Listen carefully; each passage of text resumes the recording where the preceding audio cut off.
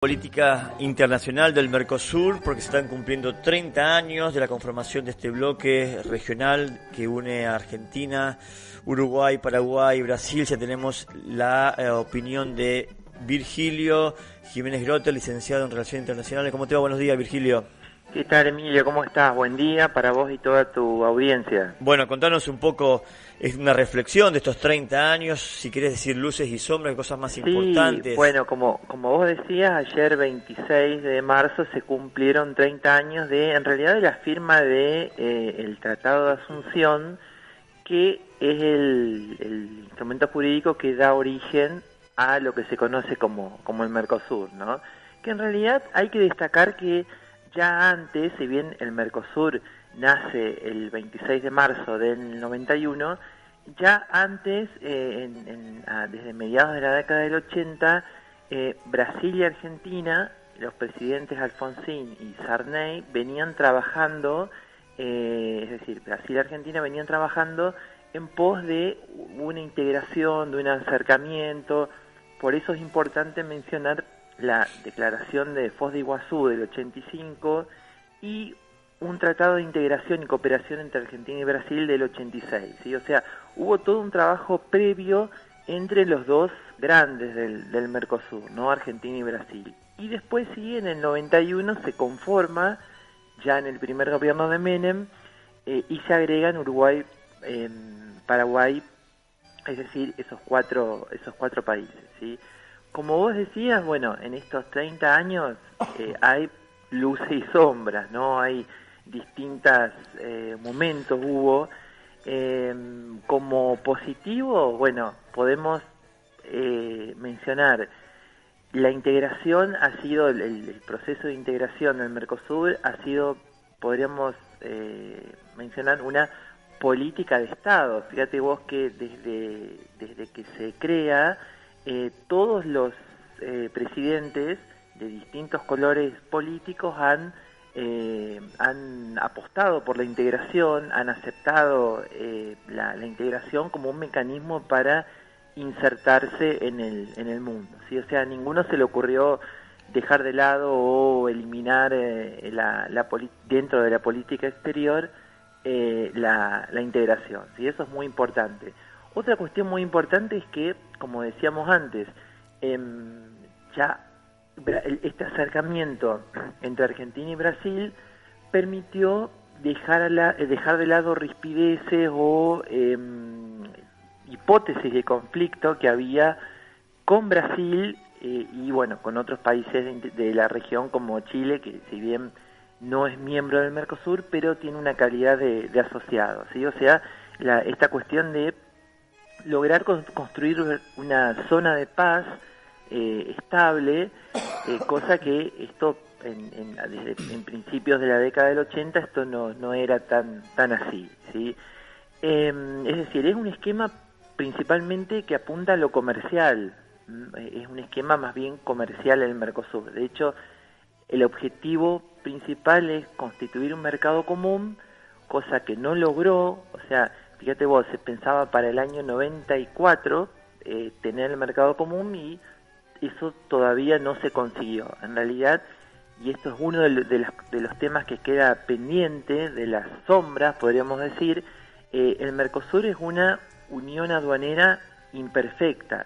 ¿Por qué imperfecta? Porque hay un montón de excepciones que existen al arancel externo común, ¿sí? Entonces, bueno, esa es una de las cuestiones que queda pendiente o por resolver, porque en realidad, si bien el objetivo del Mercosur es constituir un mercado común, que es un proceso bastante ambicioso, avanzado dentro de la integración, bueno, no se ha llegado todavía y se está lejos de ese objetivo.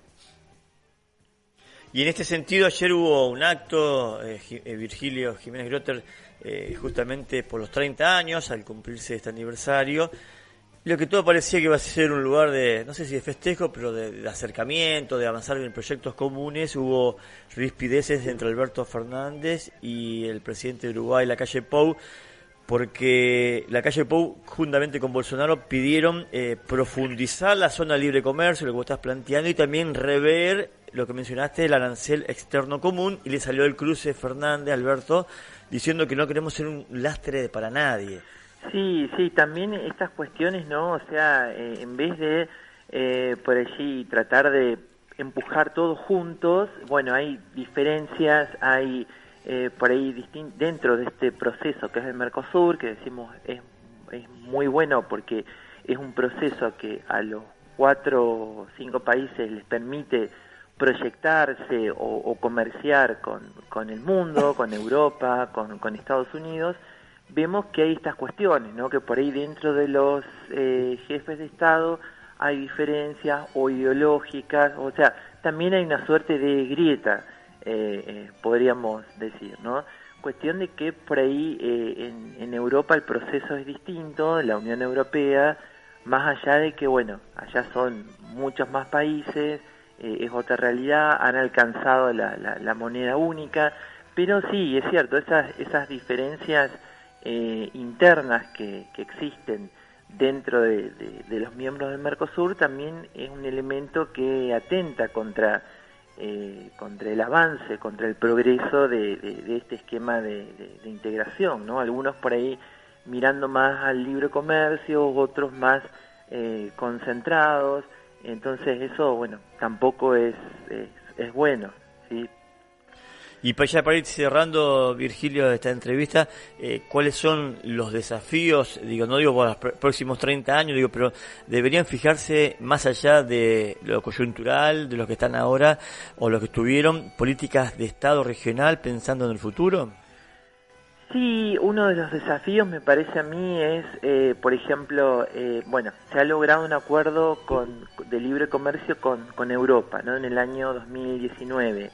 Que si bien está un poco, ese acuerdo está un poco en stand-by o parado, principalmente por cuestiones de una falta de política ambiental en Brasil, por el tema de la deforestación que está creciendo, pero bueno, eso ha sido un paso importante.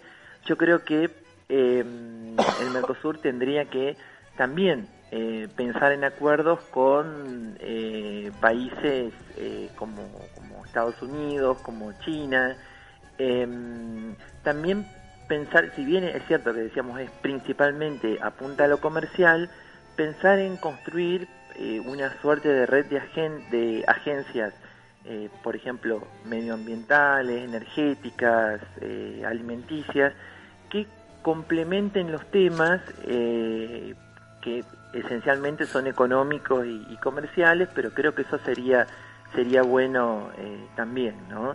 Yo creo que hay que, si bien uno podría decir, bueno, el Mercosur fracasó porque nunca llegó a constituir o alcanzar el mercado común, que es lo que plantea el Tratado de Asunción, bueno, es importante mejorarlo, depurarlo, porque es el único instrumento que tenemos de integración y es lo que por ahí nos permite acceder al mundo de una forma integrada, es decir, los 4 países, después se sumó Venezuela como miembro pleno, pero los 4 países fundadores, digamos, es importante para poder negociar en bloque, para poder, es distinto es cuando los países tal vez lo negocian en forma aislada o por su cuenta. Acá es un bloque regional de 4 países, ¿no? Que si bien es cierto que hay muchas diferencias entre ellos, pero bueno,